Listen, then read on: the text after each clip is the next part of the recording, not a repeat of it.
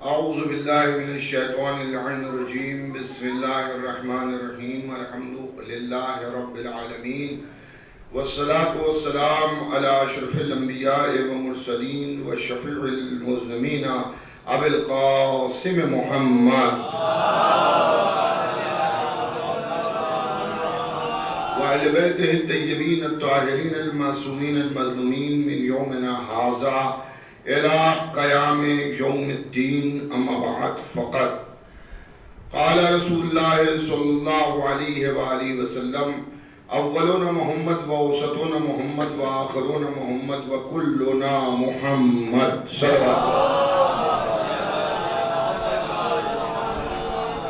حضرات، جیسا کہ آپ کے علم میں ہے کہ آج کا دن جو گزرا وہ ہمارے اور آپ کے ساتویں امام موسیٰ ابن جعفر امام موسی کاظم علیہ السلام کی ولادت کا دن گزرا، اور اس مناسبت پر ہم لوگ اور ائمہ کی ولادت کے موقع پر جس طرح سے مبارکباد دیتے ہیں، مبارکباد نہیں پیش کرتے، اس کا سبب یہ ہے کہ ابھی امام حسین علیہ السلام کا 40 نہیں ہوا ہے۔ تو مومنین کو یہ بھی خیال رکھنا چاہیے ہے کہ جب ہم ساتویں امام کی ولادت کی مبارکباد نہیں پیش کرتے تو جو لوگ روز جمعہ مبارک کے میسج ایام عزائے حسینیہ میں سینڈ کرتے ہیں، ان کو بھی اس کا لحاظ رکھنا چاہیے ہے کہ کم از کم 40 تک، یوں تو 8 ربیع الاول تک کوئی بھی کسی بھی قسم کی مبارکباد کسی کو کوئی نہ دے، اس لیے کہ یہ غم کے دن ہیں اور مبارکباد جو ہے وہ خوشی کا معاملہ ہے، یہ خوشی کی علامت ہے۔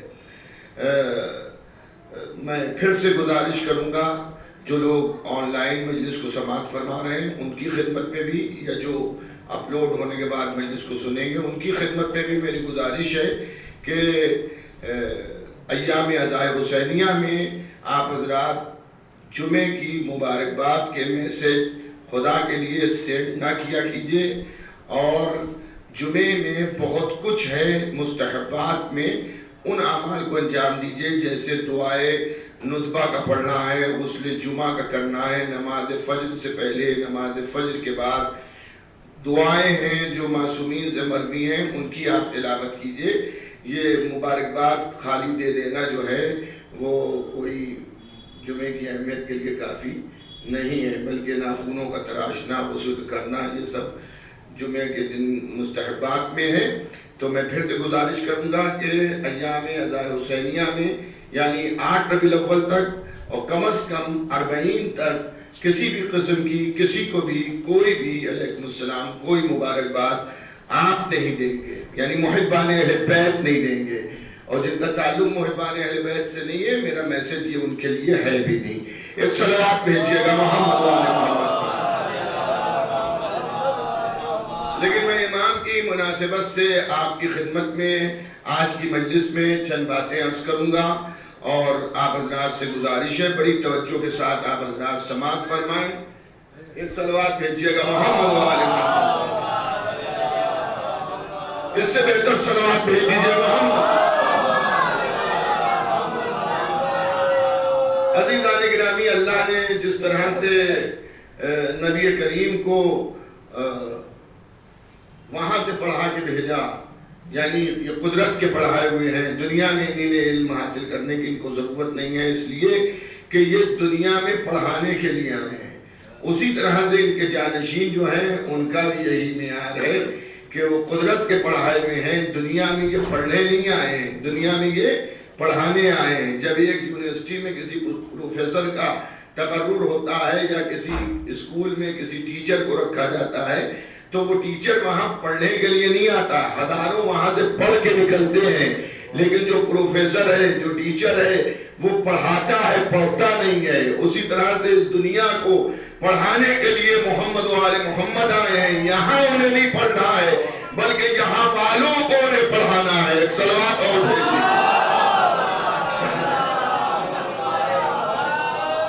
تو ہمارے ائمہ معصومین علیہ السلام ہیں قدرت کے بڑھائے ہوئے ہیں، اور اللہ نے ہر علم کو خلق بعد میں کیا، تعلیم ان کو پہلے دی. یعنی پہلے انہیں اس علم سے آگاہ کیا، اس کے بعد اس علم کو وجود میں لایا اور اس علم کو دوسروں تک پہنچایا. اور صرف انسانوں کا علم نہیں بلکہ جانوروں کی زبانوں کا علم بھی ہمارے ائمہ معصومین کو ہے. حیوانوں کا علم بھی ہمارے، ان کی زبانیں، ان کو کیا بولتے ہیں، کیا کہتے ہیں، اس کا علم بھی ہمارے ائمہ معصومین کو ہے. عزیزان گرامی، میرے والد مرحوم سرکار فخر العلماء عالی جناب مولانا مرزا محمد عالم صاحب علی اللہ مقامہ ایک اخبار نکالا کرتے تھے، مذہبی مدینۃ العلم. اس کے اندر پورا ایک مضمون تھا اسی موضوع کے اوپر کہ کون سا پرندہ اللہ کی کون سی تسبیح کرتا ہے، کون سا پرندہ کون سی آیت پڑھتا ہے. ہمارے گھروں میں پرندے پلے ہوئے ہیں لیکن ہم پرندوں کی آواز سنتے ہیں لیکن یہ نہیں سمجھ پاتے کیا کہہ رہے ہیں. لیکن امام معصوم بتا رہے ہیں کون سا پرندہ کون سی آیت پڑھ رہا ہے، کون سا ذکر کر رہا ہے، کس پر درود کر رہا ہے، کس پر لعنت کر رہا ہے. ایک اور تلوار بھیجیے محمد.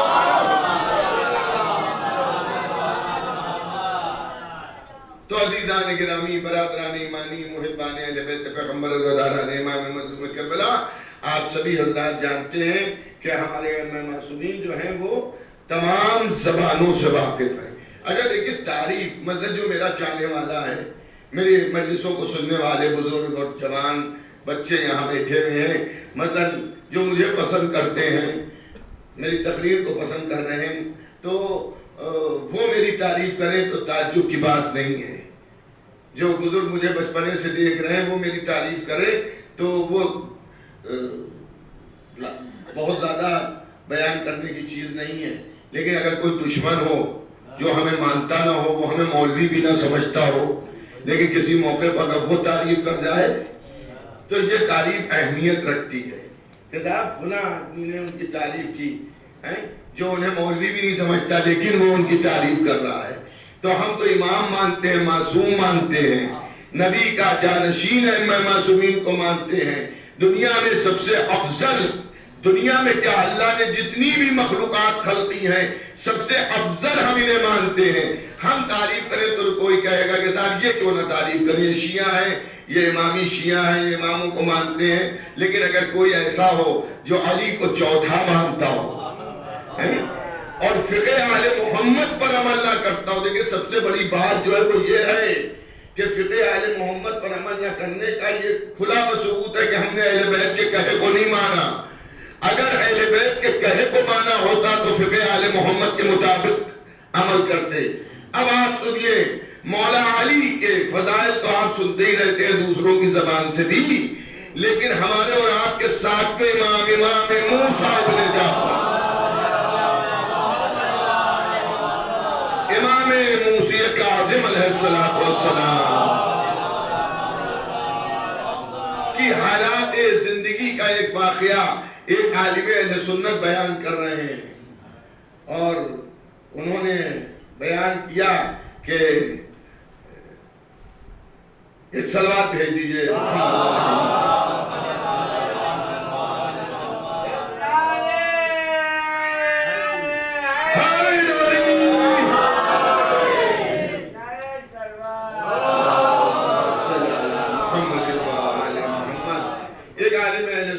نقل کر رہے ہیں اس واقعے کو، اور وہ بتاتے ہیں کہ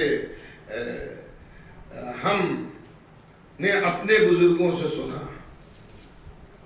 کہ عارف ان کے لحاظ سے، میں نے آپ کو بتا دیا یہ انہی کے لحاظ سے، انہی نے کہتے ہیں وہ عارف جیسے ان کے یہاں کچھ ایک سلسلہ ہے کہ وہ بھی مانتے ہیں، اور وہ خاطی انسانوں کو مانتے ہیں. ہم اور آپ معصوم اماموں کو مانتے ہیں. تو انہیں نے ایک نام لیا شفیق بلخی. اب ان سے میری واقفیت نہیں ہے یہ کون ہیں، لیکن ان عالم اہل سنت نے بڑی عزت و احترام سے اور ایسا بتایا کہ وہ کوئی عام انسان نہیں تھے. کون؟ شفیق بلخی. یہ شفیق بلخی جو ہیں ان کے لیے کہتے ہیں یہ حج میں جا رہے تھے. بہت توجہ سے سنیے گا عزیزان گرامی. یہ حج میں چلے جا رہے تھے، سفر حج یہ کر رہے تھے، اور انہیں دیکھا ایک جگہ پر قافلہ رکا تو ایک شخص ہے جو الگ تھلگ بیٹھا ہوا ہے، مطلب قافلے کے لوگوں کے ساتھ نہیں بیٹھا ہوا ہے، الگ بیٹھا ہوا ہے. تو شفیق بلخی یہ سوچتے ہیں یہ کون ہے؟ کیا یہ اپنے کو بہت عارف سمجھتا ہے یا یہ اپنے کو بہت الگ سمجھتا ہے، عالم سمجھتا ہے؟ مطلب ان کی طرف سے بدگمانی کی. کیا کی؟ بدگمانی کی. جب بدگمانی کی تو کہا چلو ذرا دیکھیں کیا یہ بہت کوئی اونچے آدمی ہے یا ہے کون جو الگ الگ بیٹھے ہوئے ہیں. کہا جب میں پہنچا تو انہوں نے قرآن کی آیت پڑھی اور میرا نام پکار کے قرآن کی آیت پڑھی. اے شفیق بلخی، بدگمانی اچھی چیز نہیں ہے. مطلب کسی کے لیے کوئی بری چیز سوچنا، بدگمانی کوئی اچھی چیز نہیں ہے.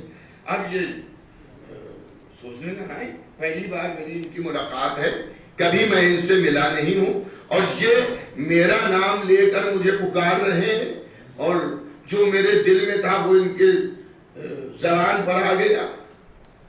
تو میں نے کہا یہ تو کوئی عارفی آدمی ہے.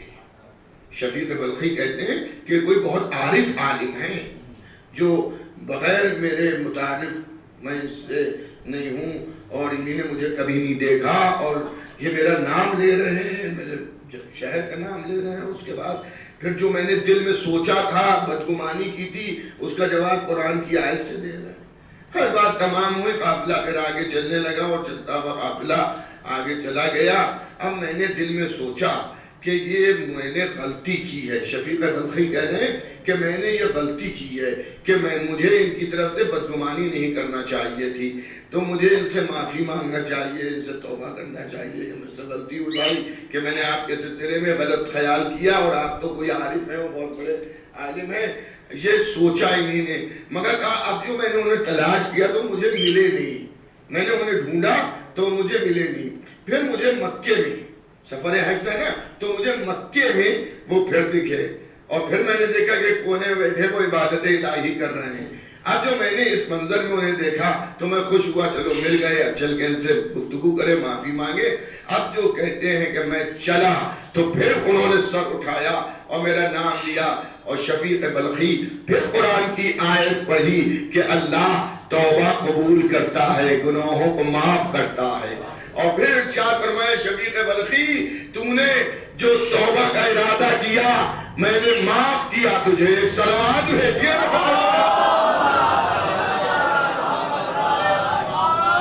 اس سے بہتر صلوات میں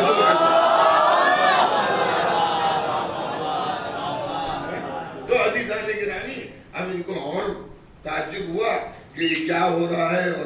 اور اس کے بعد پھر یہ کہتے ہیں کہ میں نے چاہا ان کے ساتھ اور رہوں، وہ عبادت الہی مشغول ہو گئے. پھر میں ان کو ڈھونڈتا رہا تو میں نے پھر ان کو جو تلاش کیا تو یہ مجھے خانہ کعبہ کا طواف کرتے ہوئے ملے. اور جب طواف کرتے ملے تو میرے دل میں اب اتنی روحانیت ان کی بیٹھ گئی اور اتنی محبت ان کی دل بیٹھ گئی کہ میں نے کہا کہ پورے سفر حج میں میں انہی کے ہمراہ رہوں گا، میں انہی کے ساتھ رہوں گا. پورے سفر حج میں میں ان کے ساتھ رہوں گا.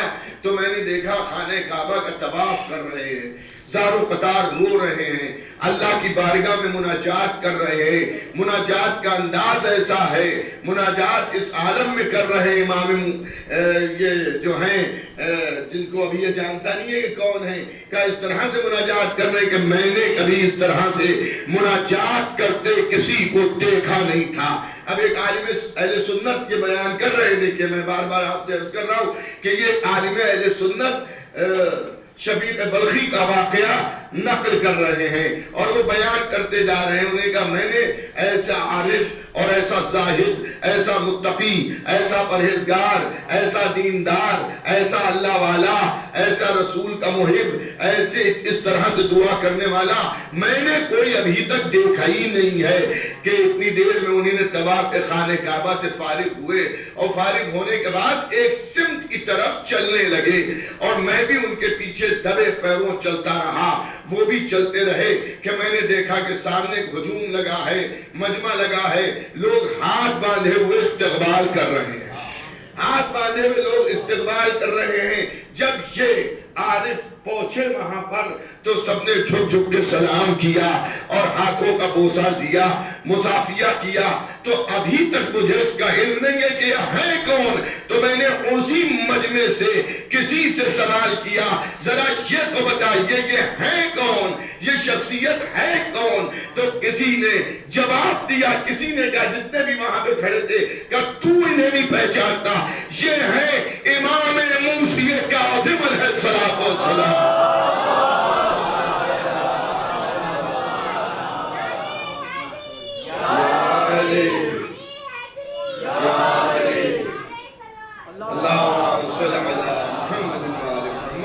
یہ امام موسیٰ ابن جعفر علیہ السلام ہیں. تو اس نے پوچھا یہ کون موسیٰ ہے یہ کون ہے امام موسیٰ کاظم علیہ السلام. تو بتانے والے نے اب شجرہ بتانا شروع کیا اور اس نے کہا یہ موسیٰ کاظم ہیں جعفر صادق کے فرزند, جعفر صادق امام محمد باقر علیہ السلام کے فرزند, امام محمد باقر علیہ السلام امام زین العابدین علیہ السلام کے فرزند, امام زین العابدین علیہ السلام جو ہیں وہ امام حسین ابن علی کے فرزند, حسین جو ہیں وہ فاطمہ اور علی کے فرزند, اور علی جو ہیں وہ رسول کے داماد ہیں, رسول کے وصی ہیں, رسول کے جانشین ہیں, اور ان کی زوجہ فاطمہ محمد عربی کی بیٹی ہیں.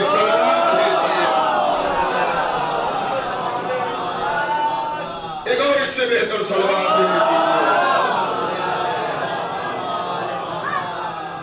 تو عزیزان گرامی, برادران ایمانی, محبان اہل بیت پیغمبر, عزاداران امام مظلوم کربلا, تو آپ نے غور کیا اور دیکھا آپ نے کہ جو امام نہیں مانتا, جو معصوم نہیں مانتا, جو نبی کا جانشین و وزیر و خلیفہ نہیں مانتا, وہ امام کی مدح کر رہا ہے. تو علم چھپتا نہیں ہے, چند چیزیں چھپانے سے بھی نہیں چھپتی ہیں, علم بھی اس میں ہے کہ علم بھی چھپانے, اگر کوئی علم چھپائے بھی تو جب زبان کھولے گا تو معلوم ہو جائے گا کہ معصوم ہے, عالم ہے. ایک صلوات بھیجیے گا محمد. تو عزیزان گرامی, یہ ہمارے اور آپ کے ساتویں امام, امام موسی کاظم علیہ السلام. ایک اور صلوات کی زندگی کا واقعہ ہے. امام علی مقام کا عالم یہ ہے کہ کوئی قید و بند میں اگر ہوتا ہے, گھبرا جاتا ہے, پریشان ہو جاتا ہے, آزاد ہونے کی دعا کرتا ہے, لیکن جب امام علی مقام کو ظالموں نے قید کیا ہے اور کئی ظالموں کا زمانہ امام نے دیکھا ہے, تو امام کا عالم یہ ہے کہ سر سجدے میں رکھ کے اللہ کی حمد کر رہے ہیں اور کہہ رہے پروردگار میں نے تجھ سے مانگا تھا کہ کوئی اکیلا مکان مجھے دے دے کہ جہاں میں تیری زیادہ عبادت کروں. تیرا شکر ہے کہ تو نے مجھے تنہائی کا موقع دیا, ایسا مکان دے دیا. ایک صلوات اور بھیج دیے گا محمد و آل محمد پر. اے بچوں یہ کہاں بیٹھ جاؤ, بس ایک اور صلوات بھیجیے محمد و آل محمد.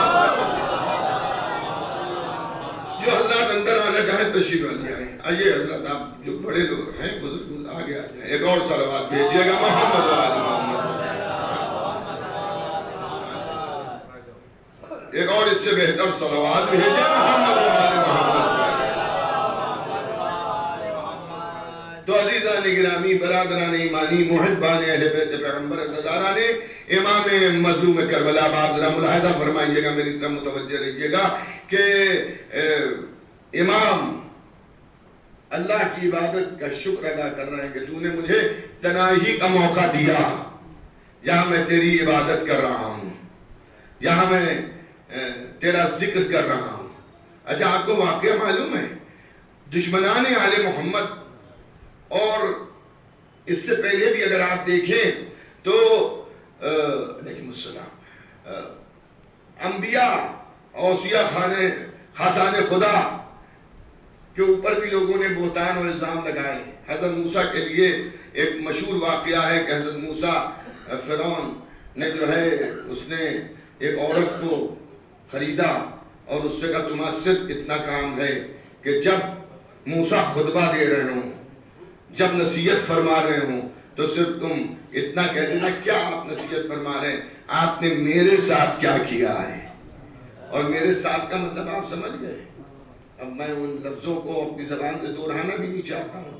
یعنی ایک عمل قبیح برا عمل ہے وہ آپ نے میرے ساتھ انجام دیا. کسی بھی عزت دار کے لیے اگر کوئی عورت یہ کہیں پر کہہ دے اکیلے میں بھی کہہ دے تو اس کا دم نکل جائے گا کہ کیا کہہ رہی ہے. اگر 4 آدمیوں کے سامنے کہہ دے تو اگر کمزور دل آدمی ہو تو ہاتھ پھیر ہو جائے اس کا اس الزام کو سن کے توجہ ہے نہیں ہے. اور وہی ہوا کہ موسیٰ بھرے مجمع میں خطبہ دے رہے ہیں تقریر کر رہے ہیں لیکن جیسے موسیٰ نے واضح و نصیحت کی وہ کھڑی ہو گئی. کیا اچھی اچھی باتیں آپ سنا رہے ہیں آپ کا کردار کیا ہے آپ نے میرے ساتھ یہ کیا. اللہ اکبر. حضرت موسیٰ بڑے جلالی تھے. حضرت موسیٰ نے زمین کو حکم دیا کھڑے کھڑے زمین کو حکم دیا جکڑ لے اسے.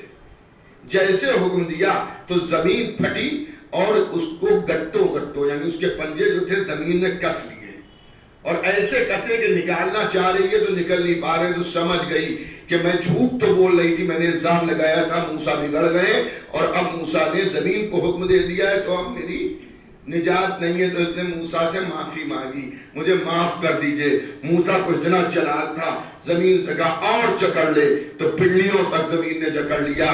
پھر اس نے معافی مانگی تو موسیٰ نے کہا اور جکڑ لے گھٹنوں تک زمین نے اسے جو ہے اپنے اندر دفن کر لیا. پھر اس نے معافی مانگی تو حضرت موسیٰ نے کیسے اور جکڑ لے کمر تک جکڑ گئی سینے تک جکڑی پھر گلے تک. اب خالی سر جو ہے باہر ہے کہا معاف کر دو موسیٰ. لیکن موسیٰ نے پھر حکم دیا تو پوری عورت کو زمین کھا گئی. اب نظر ہی نہیں آیا. عزیزان گرامی امامت اور نبوت میں فرق دیکھیے. موسیٰ معافی مانگ رہے ہیں جب وہ موسیٰ سے معافی مانگ رہی ہے تو موسیٰ اور چلال میں کہہ رہے اور جکڑ لے اور جکڑ لے اور جکڑ لے. جبکہ موسیٰ نبی ہیں وہ معافی مانگ رہی ہے موسیٰ کو غیظ آ رہا ہے. اب آپ سمجھ لیجئے کہ گٹے 1 پنڈلی 2 گھٹنے 3 کمر 4 سینہ 5 گلا 6 سر 7 مرتبہ اس نے معافی مانگی. موسیٰ نے اسے پورا زمین میں دھسا دیا. یہ موسیٰ ہے کہ اگر کوئی معافی مانگے 7 مرتبہ تو اسے زمین میں دفن کر دے. اور وہ علی ہے کہ 70 مرتبہ آدمی غلطی کرے اور علی اس کی غلطی کو معاف کر دے اور وہ 70 مرتبہ کہے لا لا علی لا ہلاکا. ایک اور ضرورت ہے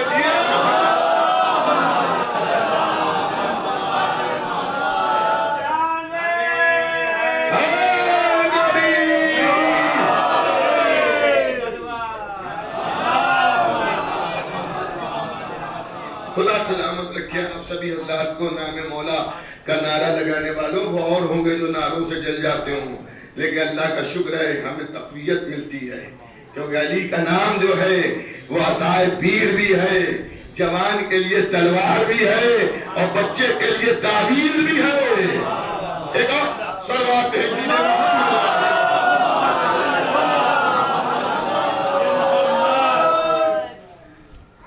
تو عزیزان گرامی برادران ایمانی محبان اہل بیت پیغمبر عزاداران امام مظلوم کربلا. تو امام پر بھی 7ویں امام پر بھی ظالم نے چاہا یہ تہمت لگائے اسی قسم کی جیسی موسیٰ پہ لگی تھی. اور امام ظاہر ہے نہ مجمع میں ہے نہ بازاروں میں ہے نہ مسجد میں ہے وہ تو قید خانے میں ہے. تو اس نے کہا ایک قید خانے میں عورت بھیجی جائے اور اس عورت سے کہا کہ تم جاؤ 7ویں امام کی حالات زندگی گواہ کیا ہے تم جانا اور جانے کے بعد تھوڑی دیر کے بعد چیخ پکار کرنا. کہ ہائے مجھے بچاؤ، نعوذ باللہ، مطلب کہ میرے ساتھ بدسلوکی کر رہے ہیں، تو سپاہی جائیں گے تمہیں نکال کے لائیں گے، تم دربار میں کھڑے ہو کے بیان کرنا کہ مجھے کیسے قید خانے میں ڈال دیا، کہ جہاں ایسا شخص ہے جس نے میری طرف دل درازی کی. آپ سمجھ رہے ہیں نا؟ تو کہا ٹھیک ہے. وہ پیسے تھوڑے سے لے کے راضی ہو گئی. دیکھیے جیسے مردوں میں ایمان والے و بے ایمان ہیں، ویسی عورتوں میں بھی ہیں. جس طرح سے مرد حضرت علی کے مقابل میدانوں میں نکل آئے، عورتیں بھی اونٹوں پر بیٹھ بیٹھ کے نکل آئے. تو عزیزان گرامی، برادران ایمانی، یہاں ہوا یہ کہ وہ گئی ہو جانے کے بعد اس نے جو دیکھا تو امام سجدے میں سر رکھے تھے. اتنے کہ بھئی ابھی نماز ختم کر لیں، سجدے سے سر اٹھائیں تب میں چیخوں کہ انہی نے میرے ساتھ بدسلوکی کی ہے اور ایسا ایسا عمل انجام دیا ہے. تو لیکن وہ سر کو سجدے سے اٹھا ہی نہیں رہے. تو اس نے کہا کہ میں سنوں تو کہ اتنا لمبا ذکر سجدہ کیا کر رہے ہیں.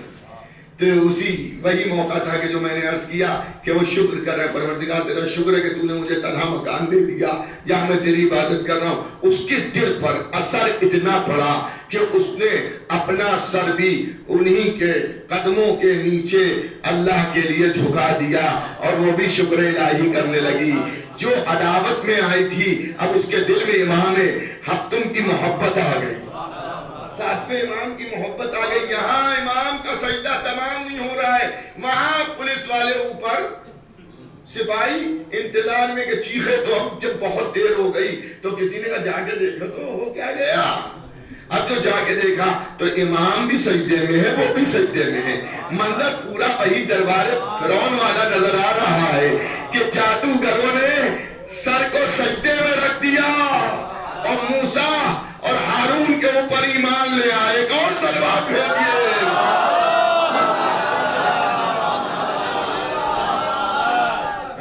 ایمان لے آئے. اب یہاں کے اوپر عالم یہ ہے کہ اس کو پکڑ کے نکالا گیا تو وہ امام کی قصیدہ خوانی کر رہی ہے، امام کی مدح خوانی کر رہی ہے. اب آپ نے فرق دیکھا کہ کردار امام کا اثر کیا ہے.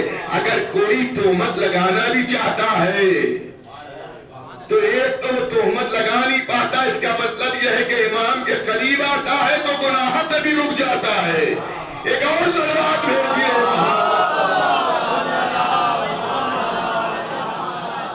تو یہ ہمارے اور آپ کے ساتھ میں امام کی حالات زندگی میں یہ واقعہ ملتا ہے امام عالی مقام کی زندگی کا، کہ امام عالی مقام کا یہ کردار ہے کہ قید خانے کے اندر بھی لوگوں کی نصیحت فرما رہے ہیں، لوگوں کے کردار کو سنوار رہے ہیں. میرے خیال سے جتنا میرے علم میں ہے اس اعتبار سے ہمارے اور آپ کے ساتھ میں امام موسیٰ ابن جعفر علیہ السلام سب سے زیادہ قید خانوں میں رکھے گئے، مختلف قید خانوں میں رکھے گئے، کیونکہ عالم یہ تھا کہ جس قید خانے میں رہتے تھے وہاں اتنی عبادت کرتے تھے، اتنی اللہ سے مناجات کرتے تھے، تقوی الہی کا ایسا مظاہرہ ہوتا تھا کہ دروغ زندان اور جو سپاہی ہوتے تھے ان کا دل امام کی طرف سے نرم ہونے لگتا تھا. تو جب امام کی طرف سے دل نرم ہوتا تھا تو وہ لوگ کیا کرتے تھے، حاکم جو ہے وہ اسے خبر ملتی تھی کہ وہ جو قید خانے میں ہے وہاں تو ان کے ساتھ اب وہ سختی نہیں ہو رہی ہے تو فوراً دوسرے قید خانے میں بھیج دیتا تھا. اچھا یہ بھی آپ سمجھ لیجیے، اگر کوئی آپ سے کبھی یہ کہہ بیٹھے کہ آپ تو کہتے ہیں آپ کا امام ہر چیز پہ قادر ہے تو قید رہی کیوں، امام پھر قید میں رہے کیوں؟ آج انہیں قید کیا جاتا اور وہ قید سے نکل جاتے، چلے جاتے. ہمارے علماء میں بہت سے ایسے عالم ہیں جن کے عجیب و غریب حالات زندگی ہیں. اس وقت دیکھیے ذہن میں نام آ نہیں رہا ہے، کسی وقت آ جائے گا، ہو سکتا ہے دوران مجلس آ جائے ذہن میں نام تو میں آپ کو بتا دوں گا کہ سعودی عرب میں مدینے میں ایک شیعہ عالم، میں گیا ان کے گھر بہت پہلے جب میں گیا تھا 95 میں، تب میری اس وقت وہ قید خانے میں تھے. بعد میں پھر مجھے معلوم ہوا کہ اب تو وفات پا گئے کہ ان کا گھر ہے، فرزند ہے. میں وہاں گیا نماز جمعہ میں نے وہاں پڑھی ان کے فرزند کے پیچھے. وہاں بہت سے تبرکات ہیں, بہت سے تبرکات ان کے یہاں جو ہیں وہ رکھے ہوئے ہیں. اس کی زیارت ہوتی ہے. اور ایک کھجور کا باغ ہے جہاں سے لوگ کھجوریں لیتے ہیں اور ان کھجوروں کا منافع جو ہے وہ ایام ازائے حسینیہ میں خرچ کیا جاتا ہے. تو اللہ جب آپ کو توفیق دے مدینے جانے کی تو وہاں جائیے گا, بجائے اس کے کہ آپ مارکیٹ سے کھجوریں خریدیں, جیسی بھی وہاں سے خریدیے گا تاکہ آپ کا پیسہ جو ہے وہاں ازائے امام حسین میں لگے. ان کا واقعہ یہ کہ ان کو کئی بار حکومت سعودیہ نے قتل کرنا چاہا. ایک بار ایک نمک کا سمندر ہے, نمک کا سمندر آپ سمجھ گئے, نمک ایسا ہوتا ہے کسی چیز پہ بھی چھڑک دیجئے تو گل جائے گی. اور جو نمک کے سمندر ہوتے ہیں جس میں کھاری بہت کھاری پانی ہوتا ہے جس کا جھاگ جو وہ نمک بنتا ہے, اس میں تو وہ آدمی اگر صرف ایک ڈبکی ڈال کے نکل آئے تو اس کے جسم میں خراش ہونے لگے گی اور عجیب کھجلی سی اس کو محسوس کرنے لگے گا. تو عزیزان گرامی ان کو اس کے نمک کے سمندر میں پھینک دیا گیا ہیلی کاپٹر سے. اور اب بڑے اطمینان کے ساتھ مدینے آیا ہیلی کاپٹر کہ پیچھا چھوٹا اس سے جو علی علی کیا کرتا تھا, تو فقہ آل محمد کو بیان کرتا تھا. لیکن معلوم یہ ہوا کہ ہیلی کاپٹر سے آنے سے پہلے وہ خود اپنے گھر میں موجود ہیں. بھئی ایک صلوات بھیجئے محمد,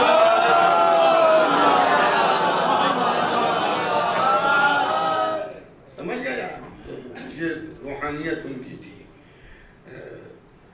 اور ایک بار ایسی پہاڑیوں کے اوپر انہیں جہاز سے پھینکا گیا کہ جب کوئی پہاڑ کے اوپر گرے گا تو مر جائے گا, لیکن اللہ نے انہیں بچا لیا. تو ہو سکتا ہے کوئی یہ کہے کہ امام کے پاس یہ اختیار نہیں تھا. تو ساتویں امام موسی کاظم علیہ السلام,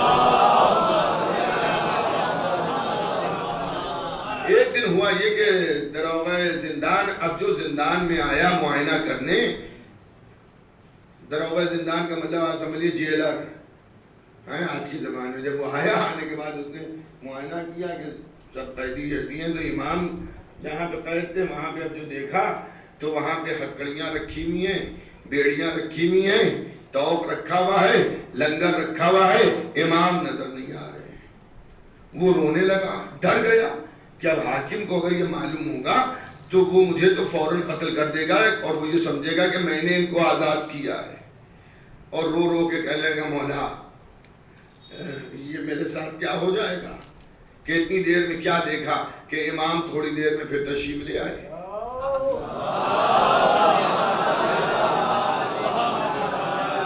لیکن سلوات جب بھیجیے مل جل کے بابا سے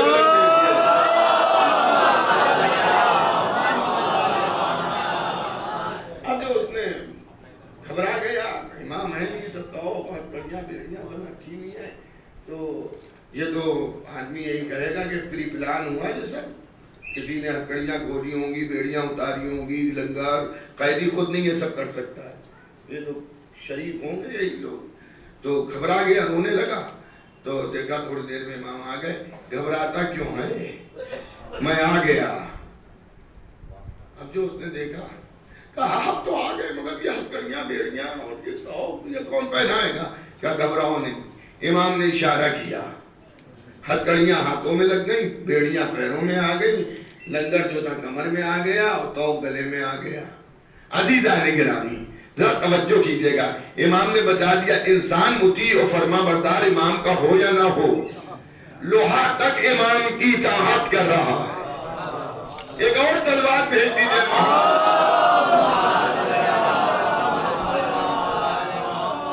امام علی مقام علیہ السلام کی حالات زندگی میں بہت واقعات ہیں. اگر میں ابھی پڑھنا شروع کر دوں تو بہت وقت لگ جائے گا, لیکن مجھے اس کا بھی خیال ہے کہ ایام ازا چل رہے ہیں تو آپ کو ایک جگہ سے دوسری جگہ مجلسوں میں بھی جانا ہے اور شرکت آپ کو بھی کرنا ہے, اور میں بھی کوشش کروں گا شرکت کی. تو عزیزان گرامی ہمارا ہر امام معجز نما ہے. اچھا, دنیا میں بعض جگہوں پر آج کا دن امام حسن مجتبی علیہ السلام کی شہادت کے امام حسن کی شہادت کے عنوان سے ہی منایا جاتا ہے بعض خطہ عرب میں، جبکہ ہمارے یہاں 28 سفر ہے امام کی شہادت، امام حسن مجتبی علیہ السلام کی، لیکن بعض لوگ آج بھی مناتے ہیں۔ بہرحال اللہ عالم بالصواب، ہمارے یہاں تو 8 ربیع الاول تک یوم غم رہتا ہے، جیسا کہ میں نے ابھی کہا کہ شروع تقریر میں میرے ابتدائی جملے یہی تھے کہ ساتویں امام کی ولادت کی بھی ہم مبارکباد اس لیے نہیں دیتے کہ غم کی تاریخ ہے، تو ہم کوئی بھی مبارکباد کا کام اس زمانے میں نہیں کریں گے۔ ہاں بعض مسلمان ہیں جو محرم کا چاند دیکھ کر ایک دوسرے کو مبارکباد دیتے ہیں، اپنی اپنی بات ہے، لیکن اس میں کوئی جھگڑے فساد کا معاملہ ہی نہیں ہے، اس میں کوئی اختلاف اور جھگڑا اور فساد کرنے والی بات ہی نہیں ہے۔ اس لیے بات نہیں ہے کہ دیکھیں جس کا جس سے جیسا تعلق ہوتا ہے وہ اس طرح کا ریئیکشن کرتا ہے، جس کا جس سے جیسا تعلق ہوتا ہے۔ ہم رسول کو مانتے ہیں اس لیے ان کی آل کو مانتے ہیں، اور کیونکہ ان کا چھوٹا نواسا محرم میں شہید ہوا نبی کا، تو اس لیے ہم اسے غم کا مہینہ مانتے ہیں۔ اب جو نبی کو نہیں مانتے ہیں وہ اسے خوشی کا مہینہ مانتے، تو انہیں خوش ہونے دیجئے، آپ غم مناتے رہیے۔ یہ تو روز میشر معلوم ہوگا کہ یہ مہینہ محرم کا خوشی کا ہے یا غم کا ہے جو ابھی گزرا، کیونکہ اجر رسالت میں آل محمد کی محبت کو مانگا گیا ہے۔ بس عزاداروں، میں آپ کی خدمت میں چاہتا ہوں مولا امام موسی کاظم علیہ السلام کی، اور جب بعض جگہ امام حسن مجتبی علیہ السلام کی شہادت منائی جاتی ہے، ہمارے لکھنؤ میں نہیں منائی جاتی ہے، آپ 28 کو مناتے ہیں، اس کی طرح آپ منائیے، لیکن اگر کہیں منائی جاتی ہے تو اگر تو جملے عرض کر دیے جائیں تو غلط نہ ہوگا۔ عزاداروں، امام کو، ساتویں امام کو ہتھکڑیاں بیڑیاں توق پہنایا گیا، اور نماز رسول سبت اکبر امام حسن مجتبی علیہ السلام کو زہر دیا گیا، اور زہر بھی کس نے دلوایا؟ معاویہ ابن ابو سفیان نے دلوایا۔ کتابوں میں پورا واقعہ ہے کہ اس نے جودہ بنت اشعث جو ابو بکر کی بھانجی ہوتی تھی، اس کو یہ لالچ دی کہ حسن کو زہر دے دو، حسن مر جائیں گے، جب شہید ہو جائیں گے تو میں اپنے لڑکے یزید کے ساتھ تیری شادی کر دوں گا، یہ اس میں لالچ دی گئی تھی، آپ سمجھ رہے ہیں۔ اور جب امام حسن کو زہر دے کر جودہ بنت اشعث گئی ہے کہاں؟ شام، اور اس نے کہا وعدہ پورا کرو، میں نے کام جو تم نے دیا تھا وہ کر دیا، تو اس نے کہا بیوقوف، کیا ہم پاگل ہو گئے؟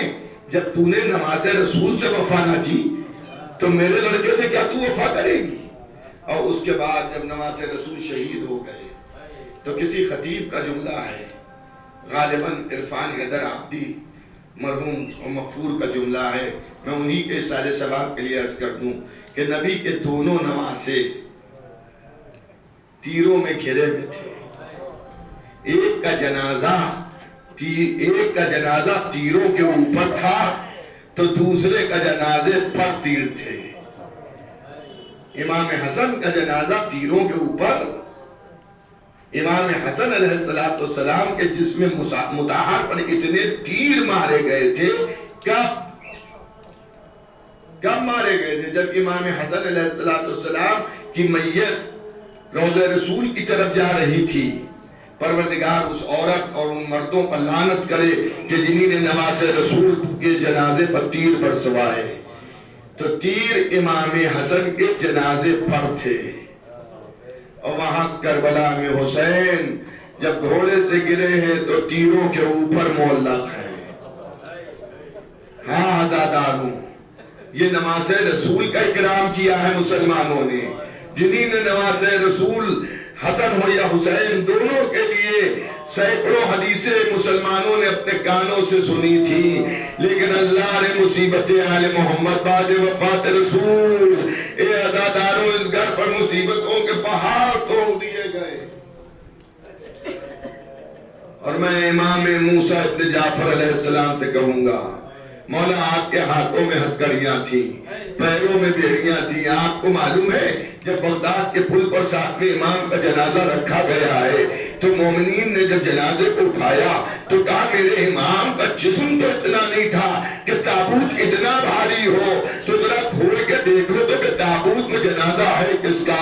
عزاداروں اب جو تابوت کو کھولا گیا تو کیا دیکھا, امام شہید ہو چکے ہیں لیکن ہاتھوں میں ہتھکڑیاں, پیروں میں بیڑیاں, گلے میں توپ ہے, کمر میں زنجیر ہے. اے عزاداروں, اے حسین ابن علی پر رونے والوں, ارے جانے والوں نے تابوت اٹھایا, ہزاروں کا مجمع امام کے جنازے میں ہے. ارے ہمارے اور آپ کے 8ویں امام آ گئے. جزاک اللہ, جزاک اللہ. آپ کی آوازیں بلند ہو رہی ہیں.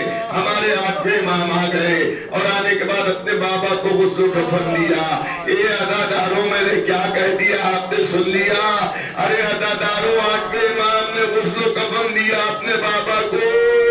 ارے ذرا ایک اور بچی ہے جو قید شام میں, امام کے ہاتھوں میں ہتھکڑیاں تھی, پیروں میں بیڑیاں تھی, مگر رخسار نیلے نہیں ہوئے تھے, کان کی لبیں نہیں پھٹی تھی. ارے لباس جسم کے زخموں میں نہیں چپکا تھا. ہائے سکینہ بنت الحسین, ارے اتنے تماچے مارے گئے کہ رخسار نیلے پڑ گئے. رود عاشور شمر نے اس طرح سے گوشواروں کو کھینچا کہ کان کی لبیں پھٹ گئی. اے عزاداروں, ارے کربلا سے کوفے, کوفے سے شام, اتنے قادیانے مارے گئے تھے کہ زخم میں کرتا چپک گیا. ارے جب وقت غسل اتارا گیا تو کرتا اتر نہ سکا. ارے وہ کرتا سکینہ کا کفن بن گیا. حسین تڑپ رہے ہوں گے, زینب رو رہی ہے, امام سجاد فریاد کر رہے ہیں, واہ حسینہ, واہ علیہ, واہ محمدہ, علی لعنت اللہ علی القوم الظالمین, سیالم الذین ظلموا ایام منقلب ینقلبون, انا للہ و انا الیہ راجعون. پروردگارہ, ہم سب کی اس مختصر سی اذان قبول فرما.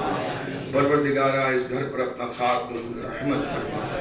جناب قربان صاحب کو صحت و سلام کی تندرستی اور طول عمر, ساتھ صحت کی عنایت فرما, اور ان کو حلال و طیب روزی عنایت فرما. پروردگارہ, یہ جو الہی امین مومنین کہہ رہے ہیں ان کے بھی دلی حاجات کو پورا فرما. جو لوگ بیمار ہیں انہیں صحت کاملہ عنایت فرما. میری والدہ کے حق میں دعا کیجیے گا, وہ حلیل ہے, اللہ انہیں بیمار کربلا کے صدقے میں صحت کاملہ عنایت فرمائے.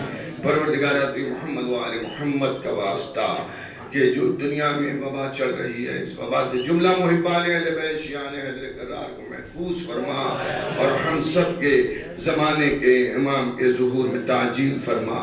ہزار گزارش ہے, ایک مرتبہ سورہ الحمد و 3 مرتبہ سورہ توحید کی تلاوت فرما کر جملہ مومنین مومنات کو, بالخصوص جو مومنین مومنات یہاں کی مجلسوں میں شریک ہوتے تھے اور شرکت فرماتے تھے اور آج وہ نہیں ہیں, دنیا سے گزر چکے ہیں, بہت سے چہرے ایسے ہیں جو مجھے اس وقت بھی یاد آ رہے ہیں, ان کی ارواح طیبہ کو اور جناب قربان صاحب کے والدین مرحومین کی روح کو بھی سال فرما دیجیے. بسم اللہ الرحیم, الحمدللہ رب العالمین, الرحمن الرحیم, مالک یوم الدین, ایاک نعبد و ایاک نستعین, اهدنا الصراط المستقیم, صراط الذین انعمت علیہم غیر المغضوب علیہم ولا الضالین. بسم اللہ